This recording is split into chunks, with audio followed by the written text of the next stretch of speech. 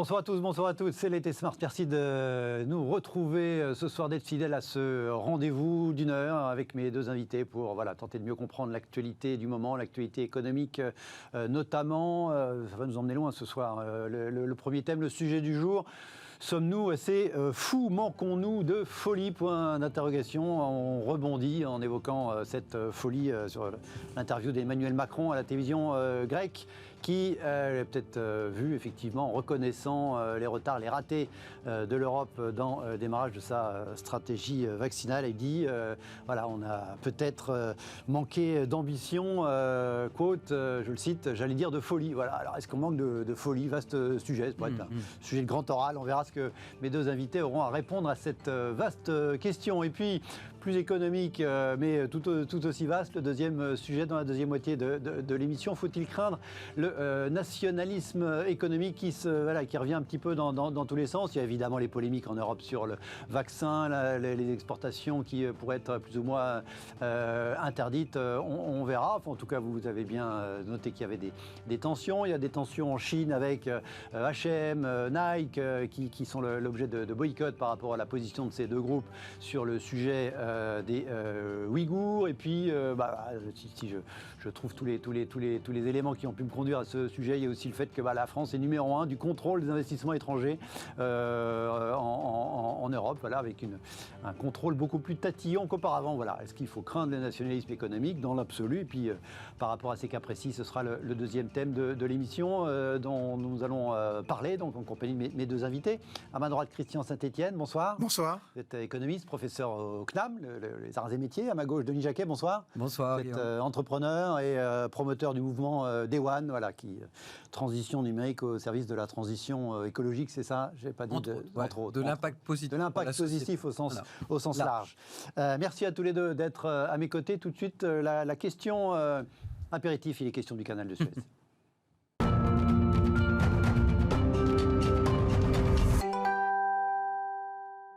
On l'évoquait hier en fin d'émission, on démarre ce soir l'émission avec le sujet du canal de Suez bloqué, mondialisation fragilisée. Alors rapidement, le factuel de l'agence France-Presse, la navigation a été temporairement suspendue aujourd'hui. Finalement, toute cette affaire, ça fait déjà quasiment 2 jours maintenant, jusqu'à la remise à flot du navire bloquant le trafic maritime depuis mercredi matin. Donc ça, c'est l'autorité égyptienne du canal qui l'a annoncé ce matin. Alors on est dans les commentaires. Bruno Tertrais, la quintessence du goulot d'étranglement de la globalisation, nous dit-il par rapport à ce sujet.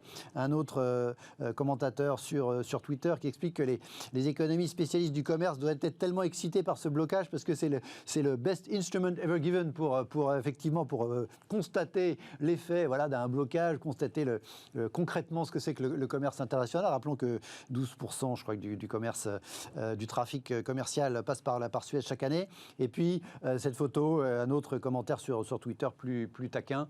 2 hommes avec une pelleteuse en train de relancer 12% de l'économie mondiale. Et ce n'est pas une allégorie. Christian, on a quand même un cas d'école formidable, effectivement, en termes de goulot d'étranglement. Alors, pour l'instant, ça dure 48 heures, c'est pas encore la fin du monde. Les tankers et les navires attendent, mais comme quoi il y a des petits grains de sable qui sont quand même susceptibles. C'est le cas de dire que c'est des grains de sable. Ouais, alors là, c'est plus de sable qui bloque le navire. Le navire, il fait 400 mètres, et c'est quand même plus grand que la Tour Eiffel. Donc effectivement, quand il est en largeur, c'est pas que le tunnel était particulièrement étroit, c'est que le navire est particulièrement long et donc il est complètement sur le. Apparemment, ce qui était stupéfiant, c'est que c'est un coup de vent qui l'a dévié. Oui. Voilà.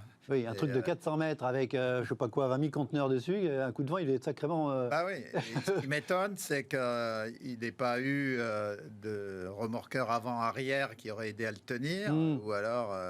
le coup de vent n'était pas prévu. Le coup de vent était d'une violence inouïe, il y a eu une erreur de barre qu'on nous avoue pas. Mais... Donc on voit qu'il y a des fragilités quand même encore dans l'économie mondiale. C'est surtout l'Europe qui pourrait en faire les frais, parce que les Américains passent assez peu par le canal de Suez. Oui, mais il y a un autre...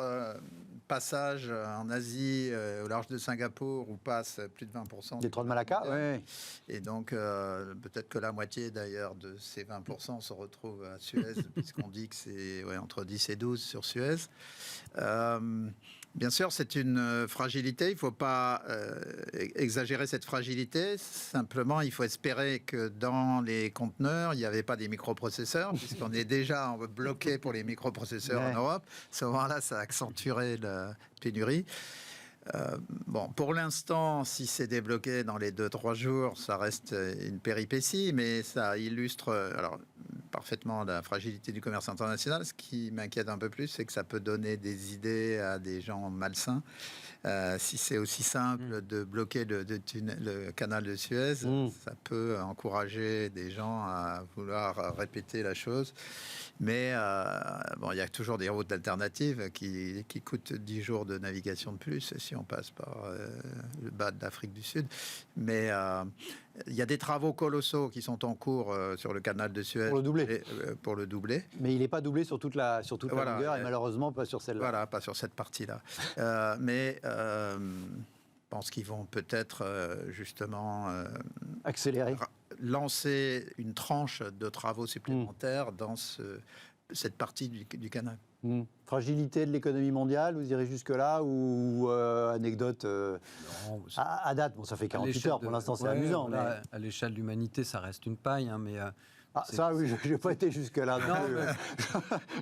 Non, mais c'est vrai que c'est... Bon, voilà, ils vont prendre quelques jours de retard si tout se passe bien, mais... ça illustre qu'il y a toujours, malgré la situation économique, beaucoup de trafic, que ce trafic vient toujours de très loin. Donc, on a parlé beaucoup de relocalisation. Je pense que c'est un terme qu'on va aussi vite oublier qu'on l'a remis à la surface. Donc, ça, c'est la première chose. La deuxième, c'est que c'est la première fois en 6 mois qu'on parle de Suez sans parler de Veolia. Donc, ça fait bien. Donc, ça fait un peu des vacances. Et puis, parce que là aussi, la situation est bloquée, mais c'est pas 12% de l'économie mondiale. Pas encore. Par contre, c'est 12% de l'agitation médiatico-politique française. Et puis c'est tout. Je crois qu'il n'y a pas d'autres commentaires. Je n'avais pas pensé à ce qu'a dit Christian, mais c'est assez juste. Ça peut donner des très mauvaises idées à beaucoup de gens. Donc ça, il ne faudrait pas que l'idée se propage trop vite et qu'ils aient le temps d'élargir le canal. Et puis on voit bien... Et puis on est sur des super porte-conteneurs. Hein. C'est-à-dire que ça pose aussi peut-être la question de la taille des porte-conteneurs. Ils sont de plus en plus gros. Enfin, ils donnaient une évolution sur les 30 dernières années de l'évolution de la taille de ces trucs, mais c'est colossal, quoi. Oui. Et donc... on peut remonter la taille, la photo de la pelleteuse qui est à côté, hein, sur le dernier tweet que je montrais. Là, je disais à Christian, ça me rappelle un peu pour moi, parce que c'était ma promo d'école de commerce, c'était la photo de Tiananmen avec le type tout seul devant les chars. C'est un peu à peu près dans la même proportion. Sauf que là, le char n'avance pas. Le char n'avance pas. C'est la pelleteuse qui avance. Ils n'ont pas avancé non plus, ils ne l'ont pas écrasé. Mais et quelque part, ça me fait penser aussi à cette histoire du commerce mondial. Et je regarde, parce que maintenant, on est tous en train de bricoler un petit peu en bourse pour regarder ce qui se passe depuis la crise. Il y a quand même pas mal de gens qui ont investi un peu en se disant c'est si bas, je ne prends pas beaucoup de risques, même si je suis nul d'investir en bourse. J'ai une info pour vous, c'est remonté. Hein. Et ça a remonté, mais moi, j'étais un investisseur heureux pour une fois dans ma vie sans faire grand-chose. Et du coup, les valeurs qui montent le plus, notamment cette année, entre autres, c'est UPS, c'est FedEx, qui a eu des bénéfices encore records, pratiquement 30%. Tous ceux qui, entre guillemets, ont profité de la situation. Donc le commerce mondial, en tout cas, certains aspects, a bien bénéficié, mais surtout à l'Asie, une fois de plus, oui. Voilà, bon, on verra si ça, combien de temps les remorqueurs, etc., les autorités égyptiennes vont mettre pour désensabler ce porte-conteneur et voilà, et libérer les flux au sein du canal de Suez pour qu'on puisse récupérer, parce que tout ça va en Europe. Là, le bateau, il allait à Rotterdam, évidemment. Allez, tout de suite, notre premier débat. On s'envole, on va parler de folie.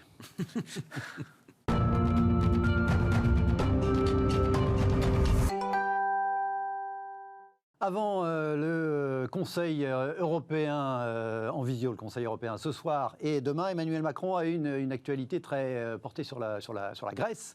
Aujourd'hui et hier, déjà ce matin, regardez, il a fait un tweet « Chers amis grecs » avec une déclaration solennelle, enfin, c'est resté qui s'adressant aux Grecs, leur expliquant à l'occasion des 200 ans de l'indépendance de la Grèce, qui a obtenu son indépendance, qui était auparavant partie de l'Empire ottoman. Cette indépendance grecque il y a 200 ans, c'était à l'issue d'une guerre de plusieurs années dans laquelle la France avait participé aux côtés des Grecs, d'où le fait que la France, que le président de la France souhaite faire un un message aux Grecs à l'occasion de ces 200 ans de leur indépendance. En plus, la Grèce, en ce moment, nous achète des Rafales, donc c'est des amis. On est à nouveau de leur côté face et puis en plus, ils sont plutôt contre les Turcs aussi. Donc là, il y a des nouvelles alliances. Bref, plus sérieusement. Et ensuite, il a fait une interview à la télévision grecque, une interview qui a été menée par Nikos Aliagas, qui est une interview qui s'est faite en français, et au cours de laquelle le président Macron a été jusqu'à reconnaître les limites de la stratégie vaccinale européenne. On l'écoute. Les Américains ont eu un mérite. Dès l'été 2020, ils ont dit on met le paquet et on y va. Et donc ils ont eu plus d'ambition que nous. Et le quoi qu'il en coûte qu'on a appliqué pour les mesures d'accompagnement, eux l'ont appliqué pour les vaccins à la recherche. Nous, on n'a pas été assez vite, assez fort là-dessus. C'est tout à fait vrai. Et on a pensé que le vaccin mettrait du temps à décoller. Je vous le dis très sincèrement, tout le monde, les experts eux-mêmes d'ailleurs, disaient jamais dans l'histoire de l'humanité on a mis moins d'1 an pour faire un vaccin. Formidable réussite. Et donc, là-dessus, on a sans doute, en quelque sorte, moins rêvé aux étoiles que certains autres. Et je pense que ça doit être une leçon pour nous-mêmes. On a eu tort de manquer d'ambition, j'allais dire de folie. Oui, de dire c'est possible et on y va. On est trop rationnel, peut-être. Christian, est-ce qu'il faut rêver aux étoiles en matière d'économie? Est-ce qu'il faut avoir un petit grain de folie? Est-ce que la France a été trop rationnelle? Je vais quand même, avant de vous donner la parole, faire 2 commentaires, montrer 2 commentaires, parce qu'effectivement, il n'est pas passé inaperçu. On a eu tort de manquer de folie de Macron. Alors là, voilà. Ou alors on a été trop rationnel. Alors regardez, on est trop rationnel. C'est une autre version de... alors ça, c'était Gilles Legendre, le patron des députés LREM à l'époque, qui avait dit notre erreur est d'avoir été probablement trop intelligent, trop subtil. Et là, effectivement, il y a des commentateurs qui font le parallèle avec on a été trop rationnel. Est-ce qu'on peut être trop rationnel? Je vais vous poser la question. Et puis, à l'inverse, un autre commentateur, là aussi sur Twitter, lorsqu'on croit à la recherche, à la science, à l'innovation, ça ne s'appelle pas de la folie, tout le contraire. Alors, est-ce qu'on manque de folie? Est-ce qu'il a raison d'aller sur ces terrains-là, le chef de l'État, selon vous? C'est une façon de s'exprimer qui n'étonne pas par rapport à sa personnalité. Ouais. Ceci étant, je pense que c'est une erreur fondamentale, puisque de penser que l'économie ne concerne pas la folie, puisqu'en fait, pratiquement toute invention est une forme de délire. Quand au 18e, un certain nombre de chercheurs, on dirait dans le vocabulaire d'aujourd'hui, essayent de développer une machine à vapeur qui explose en permanence parce que la métallurgie n'est pas au point et qui progressivement, avec les progrès de la métallurgie, va lancer une révolution industrielle qui va nous arracher à la pauvreté séculaire. C'est une folie totale. Quand au 19e, des financiers investissent des sommes colossales pour développer les chemins de fer, alors que la probabilité que ça fonctionne est considérée comme très limitée, c'est de la folie aussi. Donc chaque investissement est un pari dans les étoiles. Donc là, il y a 2 choses qu'on peut dire sur le propos du président. La première chose, c'est que effectivement, l'économie qui semble par nature être très terre à terre est en fait fondamentalement une prise de risque. Et la prise de risque, c'est fondamentalement basé sur un rêve, une espérance en tout cas.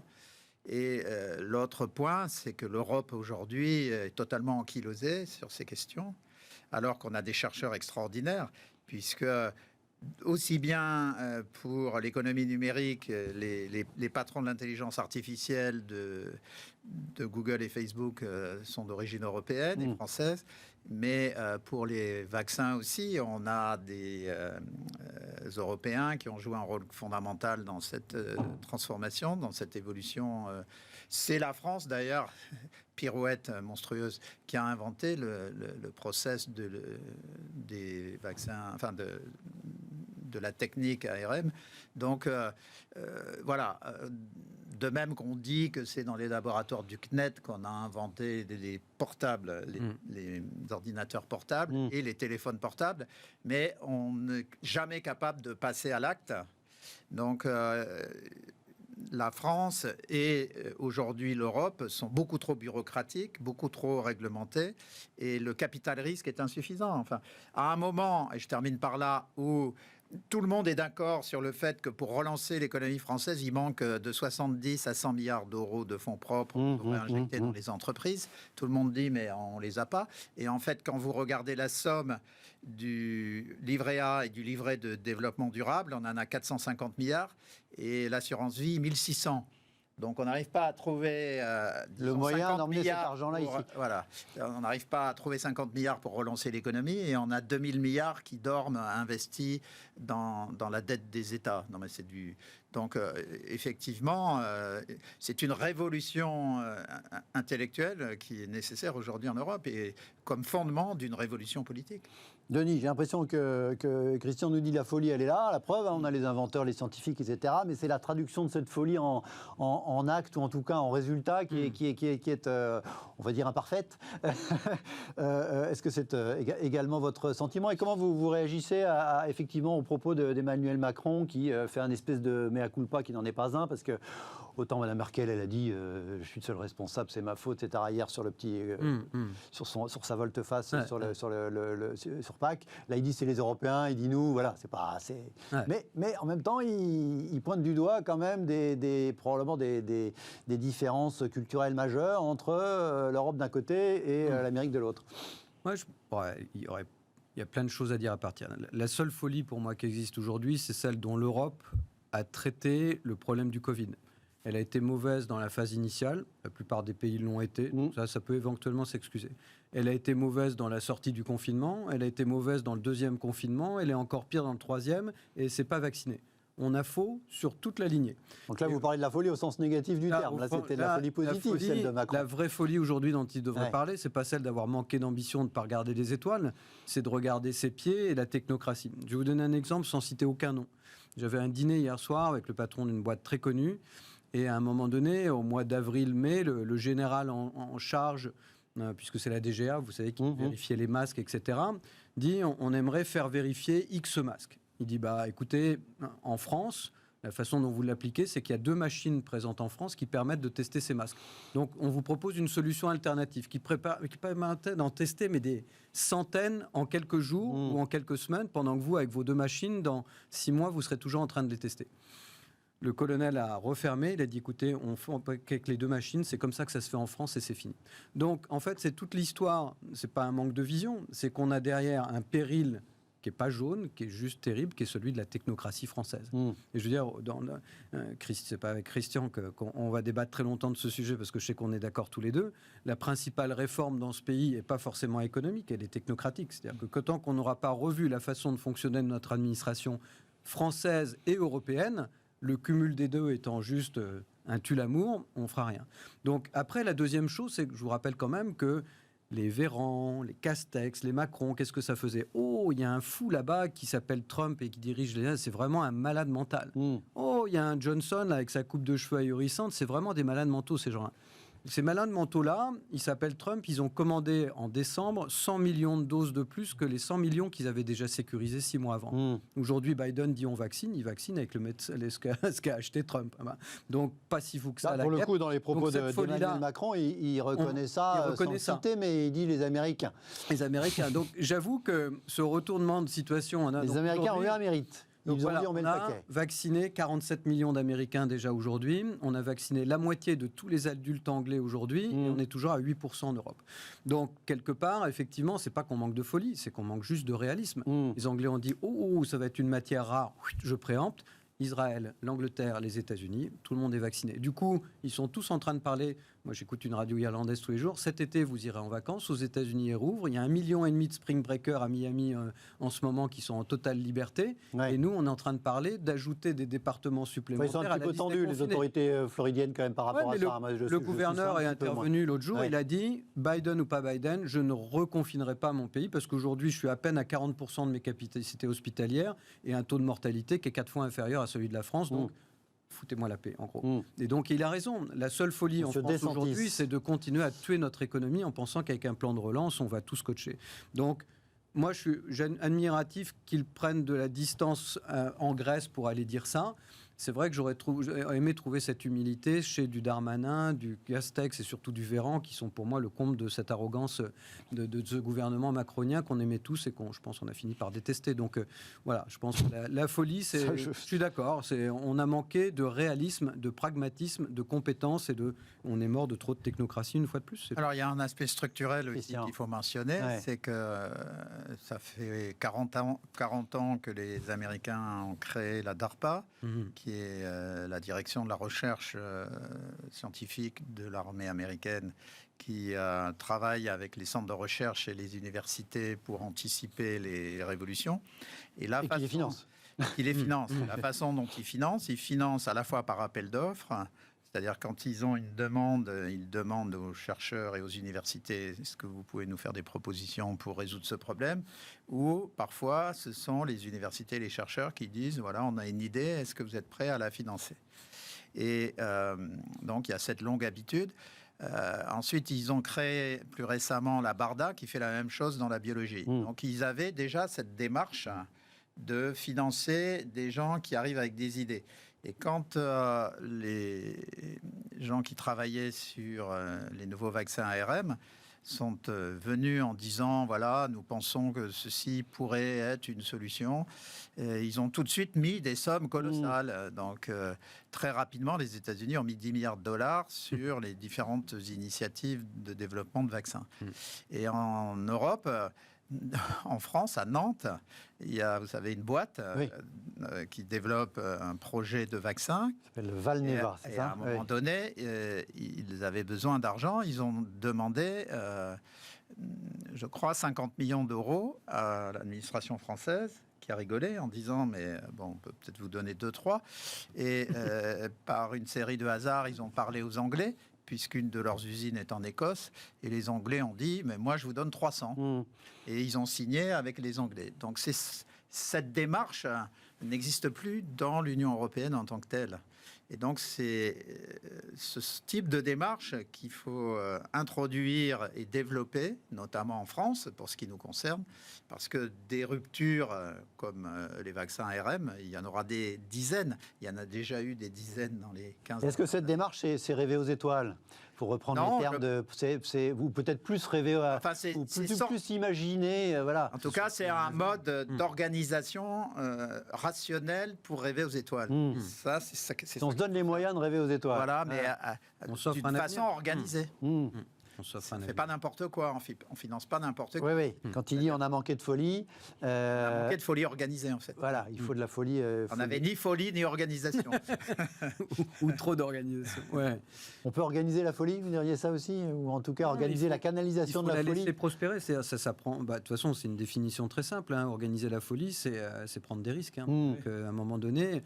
Donc, et après, il y a le niveau de risque qu'on prend. C'est-à-dire que la grande caractéristique de la Chine, d'Israël et de la Silicon Valley, c'est qu'ils acceptent de mettre des sommes pharaoniques en sachant qu'une fois sur 12, ils vont réussir. Parce que c'est une statistique mondiale de réussite des startups dans le monde. Donc, et tous les start-upers vous le disent, c'est vrai que la France n'est pas le pire des élèves en Europe. Elle est plutôt parmi les bons, mais on est parmi les bons dans un équilibre, enfin une économie de nains. Même par habitant, il y a 32 fois plus d'investissements en Israël qu'il y en a en France. Donc, je pense qu'en fait, c'est l'acceptation du risque. Alors déjà, dans un principe gouverné par le principe de précaution, cette notion-là a disparu gentiment comme neige au soleil. Et puis la deuxième, c'est de dire, si on y croit, ou on pense que ça a une chance de nous ouvrir quelque chose, on met le paquet. Et ça, ce paquet, il n'existe pas non plus. Donc en fait, on ne prend pas le risque de s'offrir un avenir. En gros, c'est ça qui nous manque. Mais c'est vrai que ça faisait partie des thèmes qu'on attendait beaucoup. C'est-à-dire que quand on discutait avant Macron, quand il était avant ministre des Finances ou à l'Élysée, on pensait que ça, il avait vraiment compris. Aujourd'hui, Thierry Breton reprend un peu le flambeau sur les PME et le numérique. J'espère qu'il va réussir à imposer son point de vue et surtout ce qui va avec derrière en termes d'investissement. Mais je vous rappelle, on est quand même en 2021. Enfin, je veux dire, les modems, c'est fini depuis le début des années 2000. Donc, il serait quand même temps de se poser la question de quand est-ce qu'on devient fou. Et pour avoir de la folie, il faut moins de technocratie, il faut plus de prise de risque, il faut moins de précaution. Voilà. La folie, dans ce qu'il raconte, Emmanuel Macron, il dit on n'y croyait pas, développement aussi rapide. Alors, On peut penser que c'est un peu... Non, mais c'est vrai qu'il y a un an, rapide de vaccins. les entre guillemets experts de biologie disaient qu'un vaccin, c'est entre 3 et 5 ans. Hein. Et même, il y en a qui disaient c'est 10 ans pour mais je crois que ceux qui sont allés taper l'argent des Américains, ils leur ont dit dans 3 mois, on est capable de vous proposer un vaccin. Donc après, il fallait les croire. Même Voilà. Poutine l'a dit. Mais alors, oui, le vaccin russe, il était officiellement prêt depuis le mois d'août déjà. Depuis le mois d'août, hein. Ouais, alors, ce qui est intéressant, c'est que sur l'ARM, c'est une technique qui a été développée en France et qui plus est, ou en tout cas par un chercheur français, et surtout Sanofi, au moment où se passaient ces initiatives aux États-Unis, au Royaume-Uni, Sanofi réfléchissait parce qu'ils avaient 2 pistes pour faire les vaccins, une piste classique et une piste ARM, puisqu'ils venaient d'acheter une boîte de biologie, de biotechnologie, qui était très très bonne en technique ARM. Et là aussi, ce qui me stupéfie, si j'étais président de la République, je ferais faire des études sur ça. La direction de Sanofi a écarté la piste de lancement d'études sur un vaccin ARM. Oui, alors ce qu'il dit, c'est qu'il savait qu'il y avait déjà ces pistes-là qui étaient poursuivies par d'autres laboratoires et qu'en complément, ils se sont dit qu'ils ont... Non mais attends, quand on appelle Sanofi, c'est une boîte extrêmement puissante, on peut faire les deux, et quitte à faire des alliances. Oui. Donc là, c'est une décision où en équivalent fonds propres, c'est-à-dire des profits futurs mis en fonds propres, ils ont perdu 10 milliards d'euros le jour où ils ont écarté cette possibilité. Ouais, ça, on le sait maintenant. Ouais, non, mais on le sait maintenant. Oui, on le sait après coup. Non, mais là, on ne parle pas de non-spécialistes qui réfléchissent un an après. On parle de biologistes dans un des plus grands laboratoires mondiaux qui a investi des centaines de millions de dollars quelques mois avant pour acheter une boîte de technologie, biotech, qui fait des technologies ARM. Donc, ça veut dire que c'est des gens qui sont dans le truc. Ça veut dire que c'est terrifiant. C'est ça, pour moi, c'est terrifiant. C'est un loupé terrifiant que nous, ici, qui ne sommes pas spécialistes des biotechnologies... bien, on ne nous demande pas. Voilà, on ait des doutes, c'est une chose. Mais là, c'était des spécialistes au cœur de la spécialité qui ont écarté la possibilité. Et ça, c'est stupéfiant, c'est terrifiant.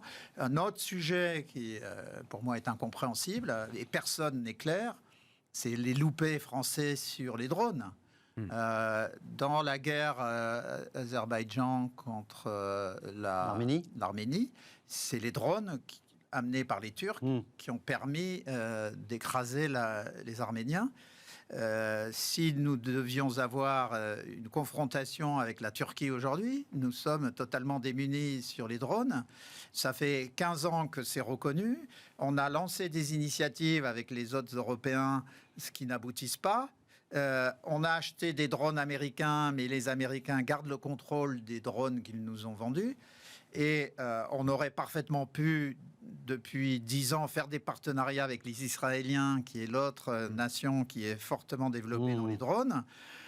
Ça aurait certainement intéressé les Israéliens de bosser sur les drones avec l'armée française, qui a quand même une expertise dans tout ce qui est aérospatial, qui est reconnue mondialement. Mais... nom de Dieu, mais qui sont les gens qui prennent les décisions, que ce soit à l'intérieur de Sanofi sur cette histoire de vaccin, ou à l'intérieur de l'armée française, qui par ailleurs est techniquement bonne, sur un sujet qui patine depuis 15 ans, et on n'arrive pas à casser la tirelire pour voir ce qu'il y a dedans. Voilà, donc ça, ce qui m'inquiète, c'est pas seulement les mauvaises décisions. Ce qui m'inquiète, c'est qu'on ne fait pas les post-mortem pour comprendre, et post-mortem, on ne prend pas à nouveau les retours d'expérience.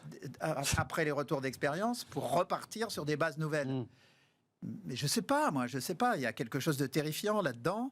Un autre sujet qui me stupéfie, qui concerne toutes les entreprises européennes de fabrication d'automobiles, c'est qu'on découvre qu'on est très dépendant des microprocesseurs importés d'Asie. Bon. Mais là aussi, parce que je lis beaucoup la presse internationale, j'ai vu que Toyota n'était pas freiné parce qu'ils avaient fait des stocks de microprocesseurs.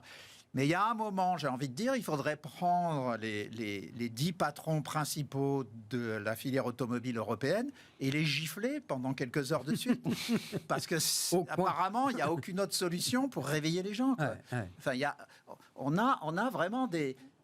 C'est quoi cet aveuglement systématique dans des, voilà, parce que à nouveau, on pourrait dire... Je crois que Toyota, c'est les seuls à avoir effectivement être... Nous ne sommes pas spécialistes. Mais pour le coup, les constructeurs américains sont aussi dans la... Nous ne sommes pas spécialistes de la construction d'automobiles, mais les constructeurs eux-mêmes, ils doivent... Est-ce qu'ils font ou non des cartographies de leur vulnérabilité? S'ils ne les font pas... Il faut les sanctionner de manière extrêmement ferme.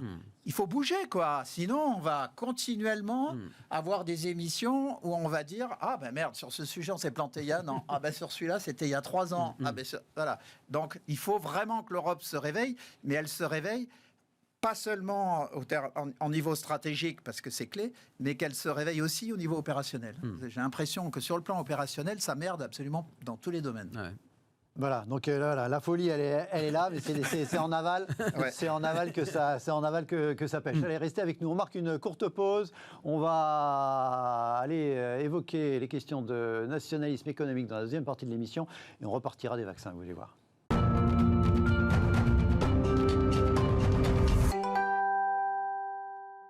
Retour dans l'IT Smart, merci de rester avec nous. Faut-il craindre le nationalisme économique? C'est le titre de ce second débat dans l'émission. Alors, nationalisme économique, on en voit un petit peu partout en ce moment. On parlait des vaccins, évidemment qu'on sent poindre le nationalisme économique sérieusement sur ce sujet depuis quelques semaines. D'ailleurs, à l'ordre du jour du Conseil européen de ce soir et de demain, il y a l'officialisation du renfort des critères d'interdiction d'export à partir de l'Union européenne, en l'occurrence concernant les vaccins Covid-19 produits au sein de l'Union.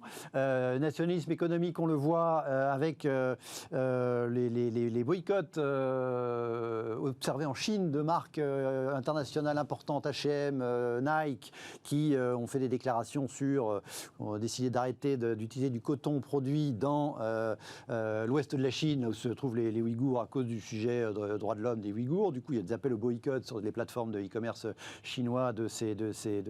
Et puis de façon un petit peu plus, il y a un peu à boire et à manger là, dans mon lancement, de façon beaucoup plus sereine et calme, effectivement, que des boycotts. Voilà, je lisais ce matin, les Échos, la France championne du contrôle des investisseurs étrangers en Europe. Effectivement, depuis quelques années, tous les ans, on contrôle beaucoup plus alors, une espèce de nationalisme économique, là aussi, on contrôle beaucoup plus systématiquement et beaucoup plus profondément les acquisitions menées par des groupes étrangers. C'est plus 50% en 2 ans. 275 opérations l'an dernier ont été contrôlées par Bercy avant pour l'essentiel, donner son accord, même s'il y a eu quelques vétos. On se souvient du dossier Photonis, ou évidemment le dossier autour de Carrefour et de son rachat potentiel par un groupe canadien. Alors, je disais, il y a à boire, à manger, ça fait beaucoup, mais globalement, on sent quand même tout ça, il y a un petit peu de, je ne sais pas si c'est du repli sur soi, du nationalisme. Comment est-ce que déjà moi j'ai raison d'agréger comme ça tous ces différents petits signaux à droite à gauche autour de la bannière nationalisme économique, Christian? Et puis dans la question, faut-il le craindre? Faut-il le craindre? Est-ce qu'il arrive? Et puis, est-ce que c'est une mauvaise chose dans l'absolu? Ça dépend comment c'est pratiqué, avec quels objectifs, mais le développement du nationalisme stratégique, c'est-à-dire de la volonté des nations de mener des politiques stratégiques de développement, c'est pas la France qui a lancé ça. Malheureusement, elle aurait dû, parce que ça fait plutôt 30 ans qu'on ne réfléchit plus à demain.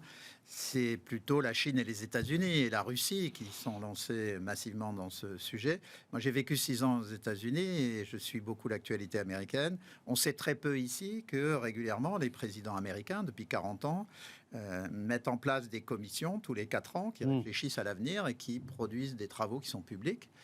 Et c'est pas des travaux de planification à la française années 40, c'est des travaux sur les anticipations des évolutions stratégiques et des évolutions technologiques des années qui viennent. Donc, il y a des travaux aussi qui se font en France, mais pas avec la même ampleur et qui en plus restent confiné aux spécialistes, alors qu'aux États-Unis, ça conduit par exemple à créer la DARPA, puis la BARDA, puis d'investir dans des secteurs très significatifs. Ça fait... Donc le soutien, en tout cas le regard accru sur les entreprises stratégiques, effectivement, ça c'est quelque chose de classique. Ça, c'est quelque chose de classique. C'est plus nouveau. Alors ça s'est massivement développé aux États-Unis. C'était déjà fait depuis 50 ans, puisqu'il y a plus de 50 ans que les États-Unis avaient créé le CFIUS, qui est une commission qui analyse tous les investissements américains. Parce qu'il faut savoir qu'aux États-Unis, ils ont toujours été dans une vision où ils devaient contrôler la base économique et technologique de leur puissance militaire. Et par extension, le Pentagone, bien aidé par le Congrès, qui a les mêmes ambitions, a défini une base productive américaine qui fait plus de 40% de l'économie américaine, qui est impénétrable, sauf autorisation spéciale.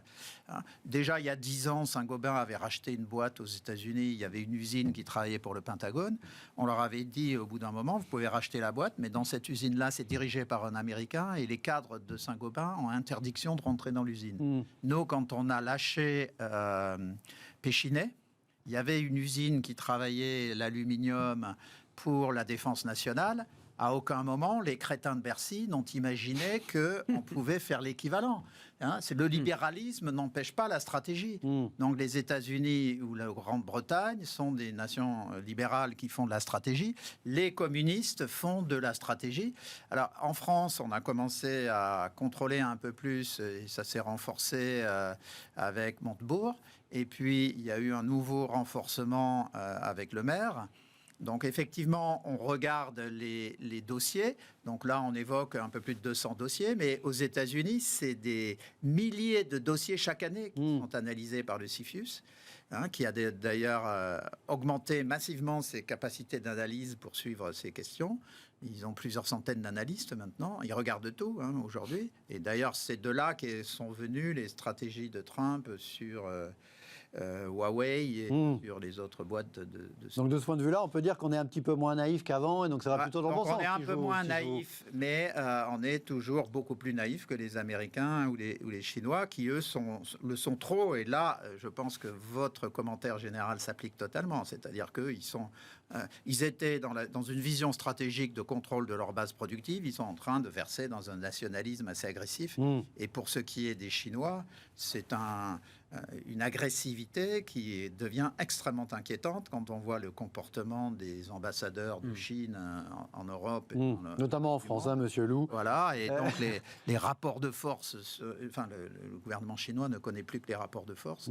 Donc c'est assez inquiétant. Et ce qui est un autre problème, c'est qu'au niveau européen, on a été d'une naïveté constitutive depuis toujours, puisque l'Union européenne s'est fondée à partir du traité de Rome sur une ouverture et une absence totale de contrôle. À tous les vents. Donc on imagine, donc de votre point de vue, alors donc il y a effectivement ce contrôle des investissements étrangers, c'est plutôt du bon sens, c'est de la bonne stratégie. Il y avait un deuxième. Je laisse mon ami parler, mais il y a un deuxième point que vous avez évoqué, je n'ai pas traité, j'y reviendrai. C'est le fait qu'il y a plusieurs nationalismes. Parce que on peut faire du nationalisme qui casse les initiatives, ou on peut faire une sorte de nationalisme stratégique couplé à des BARDA et des DARPA, qui est en fait une sorte de volonté stratégique prospective. Exactement. Et donc, c'est ce sur quoi il faut être vigilant, c'est qu'il ne faut pas tomber dans la fermeture.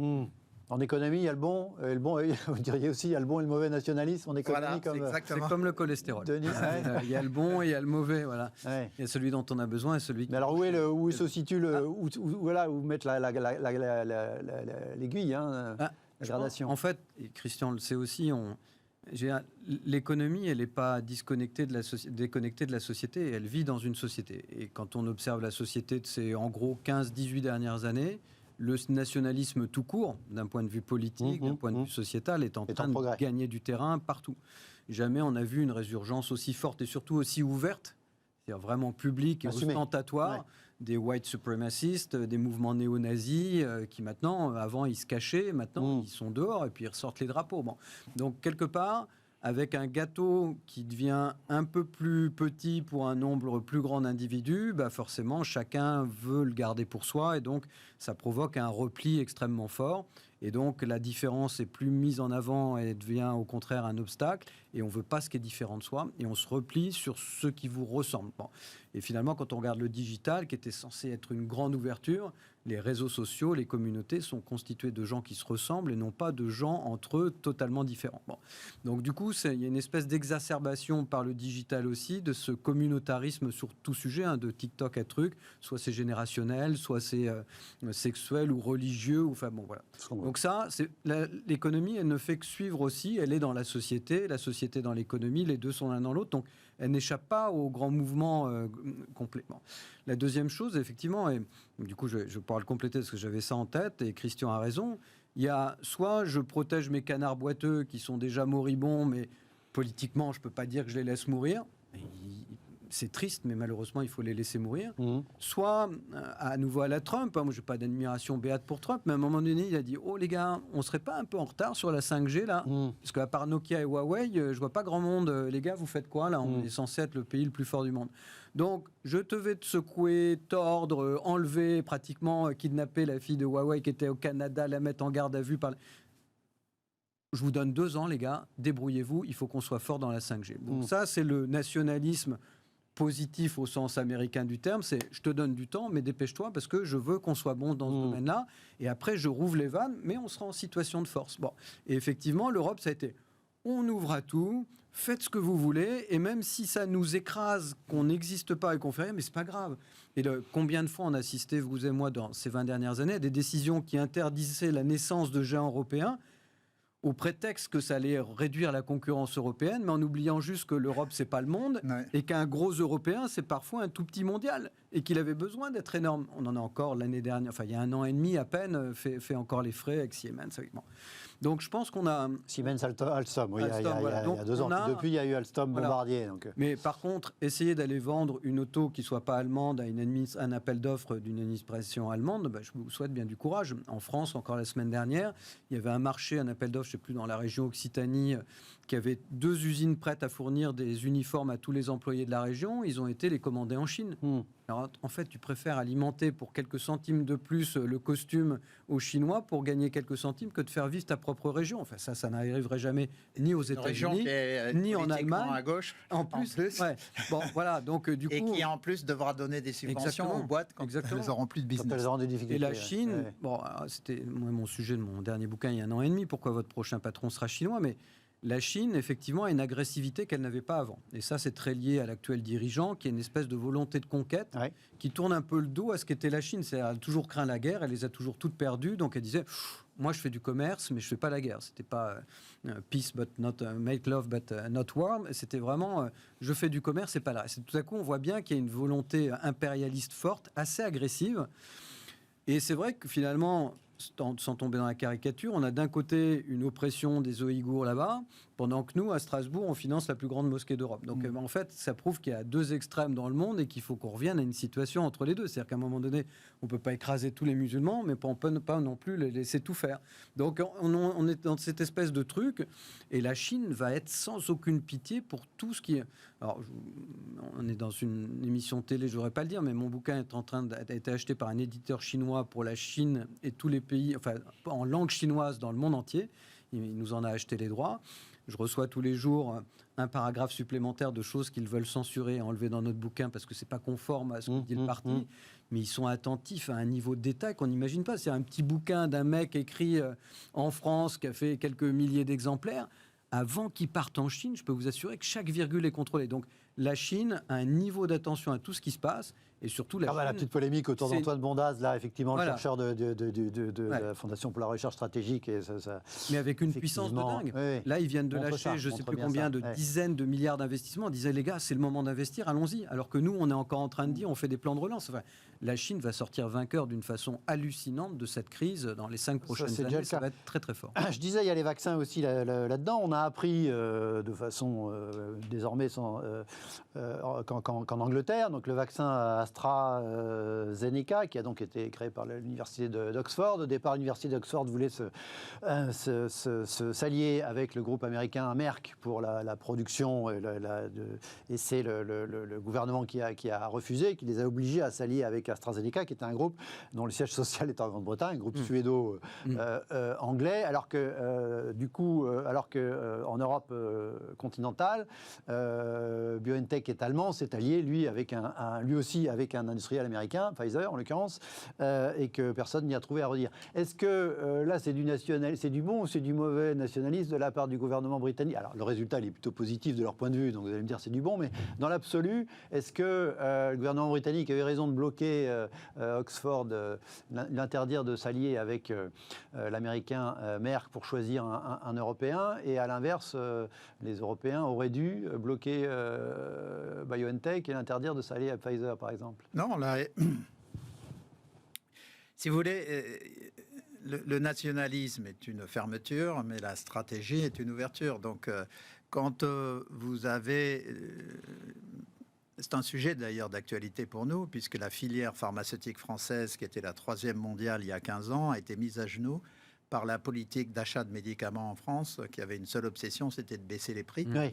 Et par ailleurs, d'empêcher... Parce qu'on perdait beaucoup d'argent dans la Sécu, il y avait des raisons. Mais, au lieu de faire porter les ajustements sur les comportements, on baissait le prix des médicaments. Et par ailleurs, au nom du principe de précaution, on avait tellement durci les règles de test de médicaments qu'on n'a pas compris que si on ne pouvait plus tester les médicaments en France, eh bien on allait les développer et les produire ailleurs. Donc on a perdu une part très significative de notre capacité d'innovation dans la pharmacie. Donc quand vous voulez redévelopper une puissance pharmaceutique à partir de la situation que nous avons, que faut-il faire? D'abord, il faut effectivement nettoyer ces règles sur les tests, parce que de toute façon, si on ne peut pas tester, il n'y aura rien. Et il y a un gros travail à faire. Il y a des centaines de gens à virer. Vous savez qu'aujourd'hui, l'Institut Pasteur de Lille essaye de développer un médicament. Il y a encore quelques jours, c'était dans la presse, l'autorité du ministère de la Santé qui donne les autorisations. Ils avaient beaucoup progressé en phase 2. Vous savez, il y a 3 phases de test. Ils étaient en phase 2. Et comme ils avaient beaucoup progressé en phase 2, on parle de l'Institut Pasteur de Lille.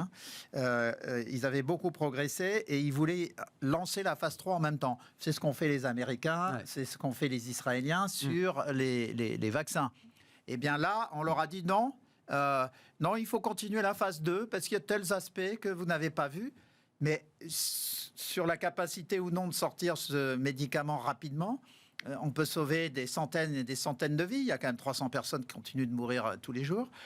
Donc, mais il y a des types au ministère de la Santé qui n'ont aucune connexion avec le réel et qui n'arrivent pas à aborder les nouvelles façons de développer la Revenons au pharmacie. nationalisme Oui, mais justement, et à l'exemple. Donc, d'abord, il y a tout ce travail réglementaire à faire, mais ensuite, que les laboratoires s'allient entre eux, c'est ce qui se développe actuellement de manière massive. D'ailleurs, vous savez que Pfizer a conclu des accords avec d'autres laboratoires, ce qui ne s'était jamais vu jusqu'ici, c'est-à-dire qu'il y a des laboratoires européens qui vont produire des vaccins Pfizer. Oui, Sanofi notamment. Voilà, il y a plein d'accords de ce type qui sont en train d'être développés. Et pour le coup, qui ont été un peu poussés aussi par les pouvoirs publics. Oui, certes, mais donc les collaborations internationales sont absolument nécessaires. Et vous savez aussi que dans la pharmacie, une grande partie des développements vient de la capacité des boîtes pharmaceutiques de racheter des startups pour les aider à se développer. Voilà, donc c'est toute une stratégie d'alliance et de développement et d'encouragement des chercheurs et d'encouragement dans toute la filière. C'est-à-dire que si le médicament est bon, il faut autoriser les tests et il faut le payer quand il sort pour que la machine continue de marcher. De tourner. Voilà, donc c'est tout, effectivement, le nationalisme qui dirait Moi, je ne veux pas travailler avec une boîte qui n'est pas française parce que je veux garder le contrôle. C'est complètement suicidaire. En revanche, faire des alliances, c'est totalement nécessaire. C'est la même chose dans le cloud. OVH, qui est une très bonne boîte et que je soutiens, mais qui a eu quelques problèmes opérationnels, nous montre qu'elle n'a pas la puissance et que, par exemple, l'État français pourrait parfaitement réfléchir à des partenariats conditionnés et régulés avec AWS, Amazon dans le cloud, ou Microsoft ou Google. C'est comme ça qu'on pourrait revenir au premier plan. Donc la stratégie de reconstruction de filières passe par des alliances. Denis, même question sur est-ce que, parce que, pas préciser, on voit aussi avec les petits soucis d'AstraZeneca que ça c'était reconnu par AstraZeneca, ce n'était pas les spécialistes des vaccins au départ. C'est aussi pour ça qu'ils ont des petits problèmes de production manifestement. Encore une fois, je parle en assumant de ne pas être spécialiste, c'est que c'est ce qu'on lit, alors qu'effectivement, l'université d'Oxford, au départ, ils avaient voulu s'allier avec Pfizer, qui eux savent faire manifestement. Ça se passe très bien pour le vaccin Pfizer-BioNTech. Ça, c'est une mauvaise décision des Britanniques. Ou Merck, voilà. Oui. Mais du coup, c'est une mauvaise décision des Britanniques, sauf que ça permet quand même aux Britanniques d'être vaccinés, même s'il y a des problèmes. En tout, s'ils avaient développé le vaccin d'Oxford avec mais Pfizer, peut-être que Merck ou Pfizer n'auraient pas accepté les mêmes conditions. Est-ce qu'ils ont eu tout bon quand même les Anglais là-dessus, ou est-ce que a posteriori pour l'instant ils ont eu raison. Mais... Ouais, au final, aujourd'hui il y a que les résultats qui comptent, et c'est vrai qu'aujourd'hui ils ont un taux de vaccination qui est quasiment un taux record au monde. Donc, et eux aujourd'hui parlent tous les jours de déconfinement, ça nous changerait vraiment. Ils ont un taux record parce qu'ils ont du stock, avec tout simple. Comme le disait Christian, aujourd'hui les boîtes s'allient pour deux raisons. La première, c'est qu'elles n'ont pas le choix. Certaines ont investi plus sur la recherche, d'autres sur la production. Il y a des labos qui ont assez peu d'usines de production, d'autres qui en misaient plus en disant mais on peut aussi fabriquer ceux des autres. Et puis il y a ceux qui ont organisé leur propre production de génériques, qui sont les génériques de leurs propres produits, qui finalement étaient sapés par cette politique du médicament, qui finalement a réduit toute la filière, créé des emplois.